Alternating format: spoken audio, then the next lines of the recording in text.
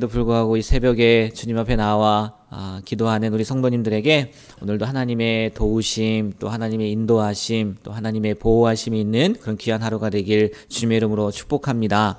오늘 함께 읽은 76편, 시편 76편 내용은 어제 그 시편과 이렇게 연결된다고 이렇게 생각을 하시면 될 것 같아요. 어제는 그 배경이 남유다의 그 사네립, 아수르의 군대 사네립이 포위했을 때 지은 시라고 말씀을 드렸잖아요. 오늘은 그 연장으로 이제 포위했을 때 아삽이 뭐 굳이 아삽이라고는 표현하긴 그렇지만 아삽이 아마 후회드릴 거다라고 보통 얘기를 하는데, 어쨌든 어제는 포위 당했을 때 그 상황을 가지고 하나님 앞에 기도한 시, 하나님 앞에 찬양한 시라면, 오늘은 그 사네립, 그 군대가 18만 5천 명의 군대가 하나님의 그 도우심으로, 또 하나님의 손길로 말미암아 멸망하고 난 뒤에 지은 시라는 거죠. 그래서 찬양시예요.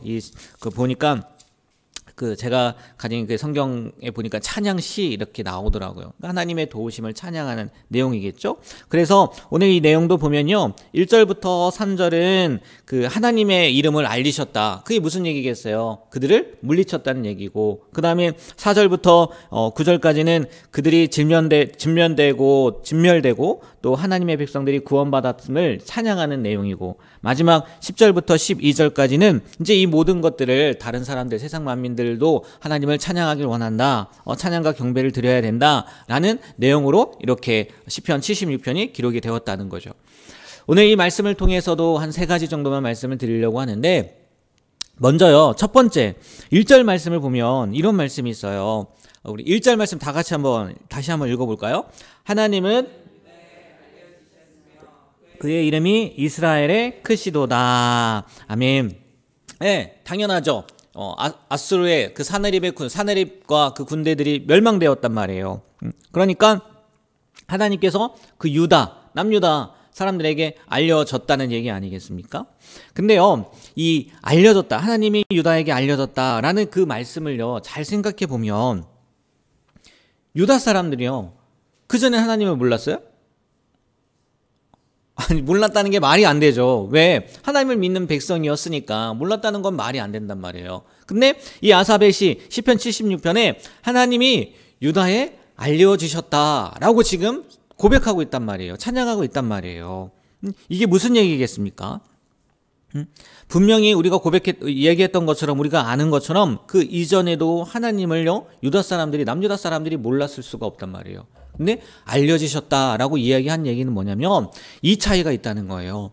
그 전에는 지식적으로만 알았던 거죠.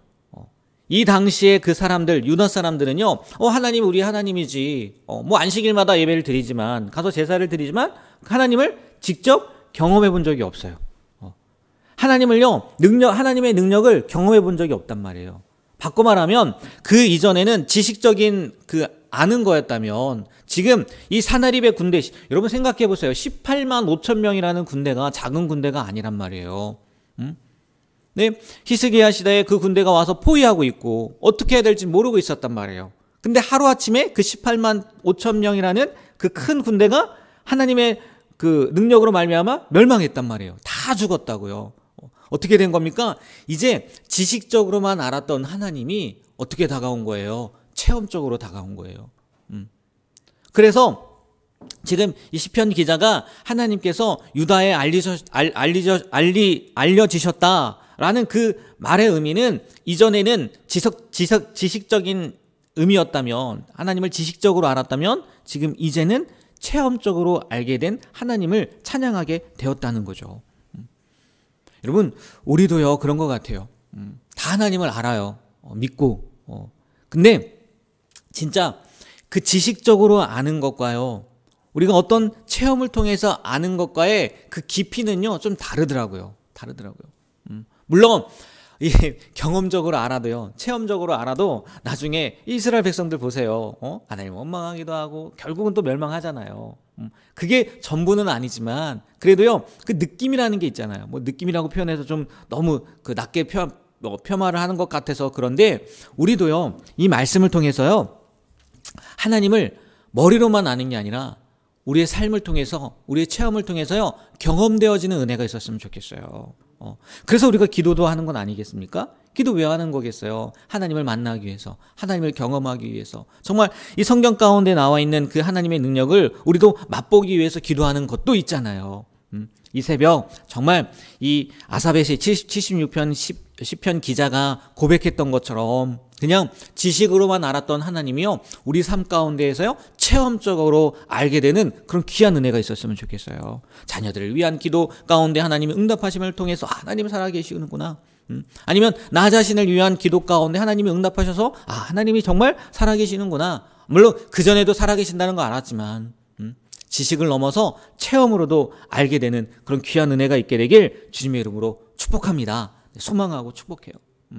그리고 두 번째는요, 4절을 보면요, 이 말씀이 약간 애매하더라고요. 저도 처음에 봤을 때 한번 4절 말씀 한번 다시 한번 읽어볼까요?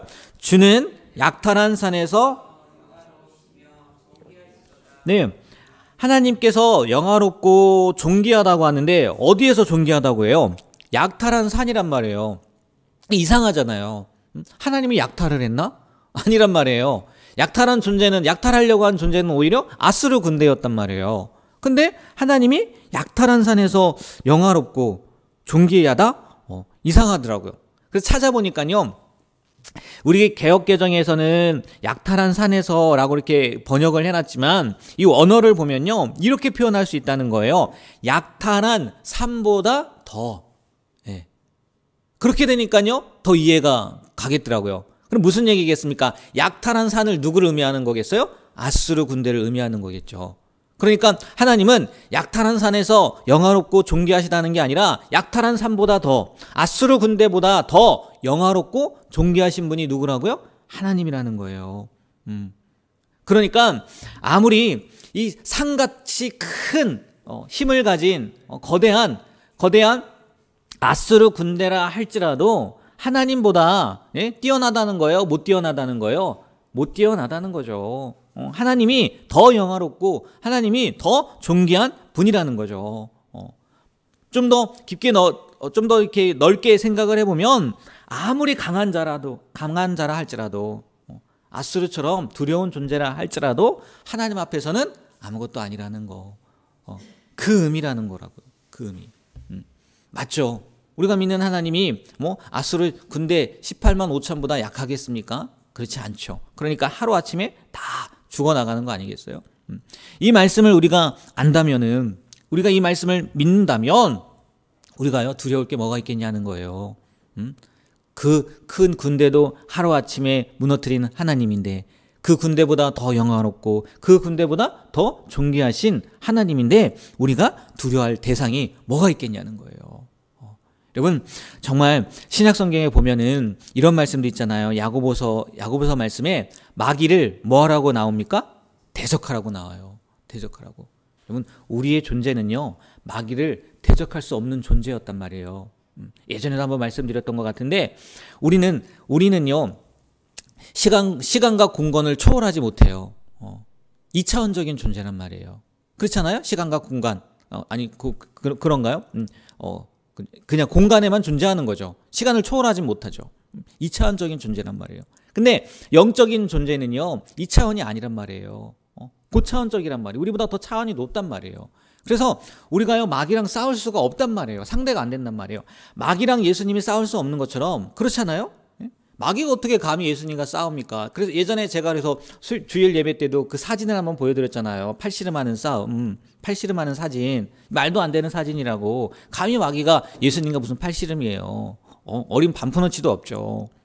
그것처럼 우리도요 마귀와 대적해서 싸울 수 있는 힘이 없단 말이에요. 그러나 우리 안에 누가 계심으로 말미암아? 성령님이 계심으로 말미암아, 하나님이 계심으로 말미암아, 예수님이 계심으로 말미암아요 마귀보다 더 위대한 존재가 되었단 말이에요. 아니, 우리 안에 하나님이 계신데 마귀가 감히 우리를 해코지 할 수 있겠습니까? 할 수 없다는 거예요. 그러니까 야고보 기자도요 야고보서도 뭐라고 해요? 마귀를 대적하라고. 그러면 그 뒤에 뭐라고 나와 있는지 아십니까? 피한다고 나왔단 말이에요. 우리를 피한다고. 그리하면 너희를 피하리라. 우리가요, 이 약탈한 삶보다 더 위대하시고 더 존귀하시고 더 영화로우신 그 하나님을 믿는 믿음을 가지고 이 마귀를 향해서도요 대적할 수 있는 믿음을 갖게 되길 주님의 이름으로 축복합니다. 네, 이거는요 정말 우리가 늘 기억하고 있어야 되는 거예요. 사단은 속인단 말이에요. 우리의 죄의 문제, 우리의 잘못, 우리가 저질렀던 그 과거의 문제를 가지고 네가 이런데 어떻게 나를 대적할 수 있어? 야, 니나 잘하지. 이렇게 대적한단 말이에요. 그러나 성경은요 분명히 말씀하고 있단 말이에요. 너의 죄가 주홍 같을지라도 어떻게 한다고요? 눈과 같이 희게 바꿔주신다고요. 그리고 하나님은요 생각지 않는다고 했단 말이에요. 우리가 주님 안에 있으면요 우리는요 의인이란 말이에요. 마귀가 감히 우리를 어떻게 하지 못한단 말이에요. 근데 그들이 공격하는 것은 결국은 뭐냐면 우리의 생각이란 말이에요.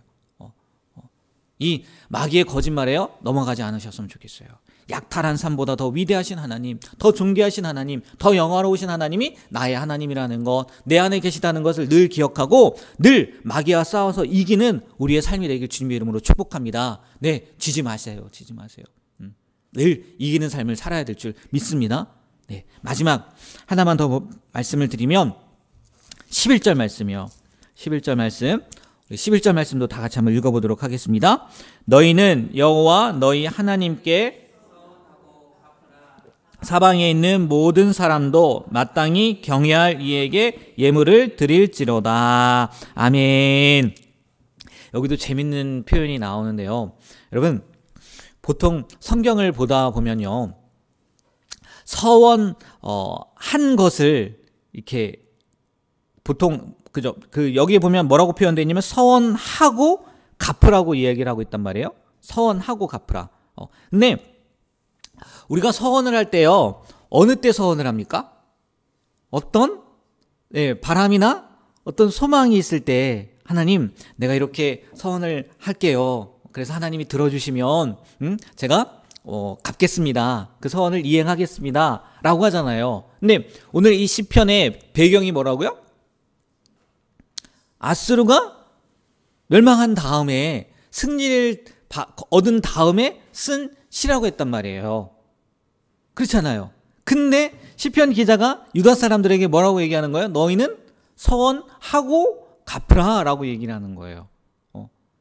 서원한 것을 갚으라가 아니라 서원하고 갚으라 라고 표현하고 있다는 거예요.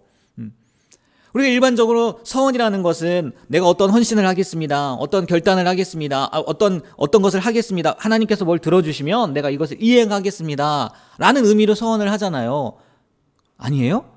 맞단 말이에요. 거의 그럴 거예요. 여러분. 하나님과 그래서, 좀 표현이 그러시면 딜 하잖아요. 딜. 협상을 하잖아요. 하나님 이거 해주시면 내가 이렇게 할게요. 이게 보통 서원이라고 생각을 하잖아요. 근데 오늘은 승리를 주신 다음인데 시편 기자가 서원하고 갚으라라고 얘기했단 말이에요. 서원한 것을 갚으라가 아니라. 이게 무슨 의미인가 봤더니요. 우리가요. 지금 조금 전에 말씀드렸던 것처럼 우리 일반적인 서원, 하나님 내가 이걸 들어주시면 내가 이렇게 하겠습니다 라는 것도 서원이지만 또 하나는 뭐냐면 하나님이 행해주신 그 은혜에 대해서 감사하는 것, 그걸 표현하고 있다는 거예요. 지금 시편 기자는 이스라엘 백성들이 서원하지도 않았단 말이에요. 근데 하나님이 은혜를 베풀어서 승리를 주셨어요. 그러면 이 은혜 베푼 것에 대해서 뭐 하라고요? 감사하라는 거예요. 감사. 이 말을요 우리에게 적용해 보면요 우리도요 서원하고 갚을 게 얼마나 많아요. 그렇지 않습니까? 무슨 얘기냐면 우리가 하나님 앞에 감사할 제목들이 얼마나 많으냐는 거예요. 아닙니까? 가장 크게는 우리에게 구원을 베풀어 주신 하나님의 은혜에 대해서 감사해야 될 거고. 지금 아마 시편 기자가 우리를 바라보면서 그렇게 이야기하겠죠. 너희 구원 받았잖아. 그러면 뭐 해야 돼요? 서원하고 갚으라. 바꿔 말하면 감사해야 된다. 그렇게 이야기하지 않겠냐는 거예요. 그렇게 권면하지 않겠냐는 거예요. 그러면요, 왜 이 시편 기자가 이스라엘 백성들에게 너희들 서원하고 감사해라. 왜 하나님 앞에 감사해라. 라고 얘기했겠어요? 다른 게 아니에요. 이 하나님이 우리에게 베풀어 주신 은혜를 잊지 말라고, 잊어버리지 말라고. 우리가요, 그 은혜를 잊어버리면요, 불평하게 되더라고요. 그 은혜를 잊어버리면요, 원망하게 되더라고요. 이스라엘 백성들 보세요. 만나라, 매일같이 내려주시는 그 만나의 그 은혜를 잊어버리니까 뭐예요? 복이 없다고 불평하잖아요. 매일같이 동행해 주시는 하나님을 잊어버리니까 어떻게 해요? 물 없다고 불평하잖아요. 우리가요, 오늘 하루도요, 우리에게 지금까지 베풀어 주신, 그래서 찬양도 받은 복을 세워보아라 찬양했던 거거든요. 오늘 이 시간까지 하나님께서 베풀어 주신 그 은혜를요, 잊지 않는, 늘 감사하는 삶을 살아가시길 주님의 이름으로 부탁드립니다. 그러면요, 우리 하나님께서요, 우리의 삶 가운데에서 늘 역사하시는 것뿐만이 아니라, 그리고 그 하나님 앞에 감사함으로 말미암아 하나님과 늘 교제할 수 있는, 하나님과 늘 동행할 수 있는 우리의 삶이 될 수 있을 것 같아요. 오늘 하루도 감사를 잊지 않는 그런 귀한 하루가 되길 주님의 이름으로 부탁드립니다. 네, 기도하겠습니다. 하나님, 큰 구원을 베풀어 주신 하나님을 생각하며 찬양했던, 또 하나님 앞에 노래했던 이 아삽의 시처럼 우리도 우리에게 베풀어 주신 귀한 하나님의 은혜를 생각하며 오늘 하루도 감사함으로 살아가게 하여 주시고, 그 하나님의 능력을 의지함으로 늘 승리하는 삶을 사는 우리가 되게 하여 주시옵소서. 두려워하지 않게 하시고 염려하지 않게 하시고 떨지 않는 우리가 되길 소망합니다. 아수르보다 더 위대하신 하나님, 더 존귀하신 하나님이 늘 나와 동행한다는 것을 믿고 살아가는 우리가 되게 하여 주시옵소서. 예수님의 이름으로 기도합니다. 아멘.